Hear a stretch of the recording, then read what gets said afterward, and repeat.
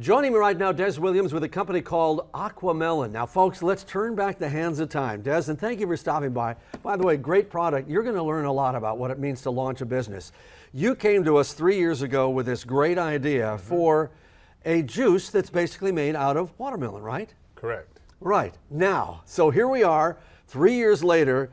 Walk me through this journey, what you went through, okay? You were at USF, you were working in their business school in terms of trying to figure out what you were going to go with your education. Correct. You came up with this idea. Tell me then what happened. Well, if we rewind the clock back 3 years ago, we were executing a test market when we came onto your show. I remember it. In 2015, and the test market proved well. We got rave reviews. The product was well accepted by the consumers and by retailers. And what we found was that we were at the table with Publix trying to get on the shelves of Publix so that the product could be offered to consumers throughout the state of Florida and the Southeast. Yeah. And we got to the last step in that process, and they came to visit the factory. And they took a look at our production capacity, the capacity we use for the test market, and they said, Des, this is wonderful, and we love you, and we love the product. You've got a great product here, but we don't think that you can supply at a level that will meet our customers' demand. When are you going to get the big factory? And so, like most young, naive entrepreneurs, right, I thought about the Shark Tank experience, and I said, hey, all we need is a purchase order that says that we can sell you this product, and then we'll go build the factory. We've got some investment dollars that are simply waiting on us to produce a purchase order from a large retailer. And at that point, that's when we learned that we needed to build the factory first, and the purchase order would come second. So Publix said, hey, Des, we love everything that you're doing, but give us a call back as soon as you build the really big factory, and we'll come back and we'll visit that factory, and we can talk about possibly selling the product in Publix stores at that time. So that was 3 years ago. Well, I'm sorry, that was about two years ago. And we took that story, the opportunity that we missed to sell product to Publix, and we went to the investment community here in the Bay Area. Yeah. And we were fortunate enough to bring some investment dollars on board. And at that point, we went into hibernation as a young startup, and we started to engineer and design the scalable manufacturing facility that we would need in order to scale up to the Publix, Kroger, Costco, Sam's Club, Whole Foods level. Had you ever designed a plant before? So I designed some things used in the wastewater treatment industry, but never specifically in pressing watermelon juice. However, the skill sets from the engineering firm that I worked at before this were definitely transferable. Oh my gosh. So we partnered up with an engineer, a mechanical engineering professor at USF that also invested in the company. Yeah. And we flew up to Ohio to work with a huge company that helped us design and test out a manufacturing line so that we could squeeze out quite a bit of watermelon juice, enough to be able to supply large chains like Publix.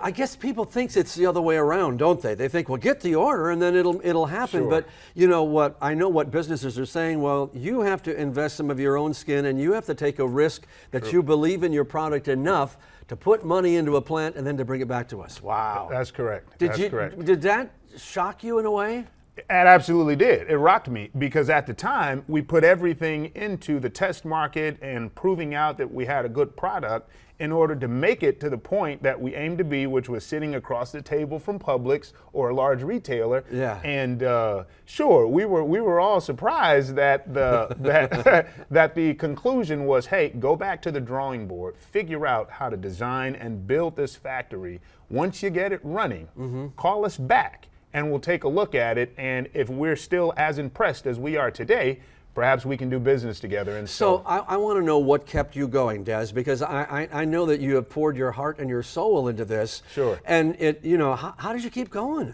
Well, you know what? That's a good question.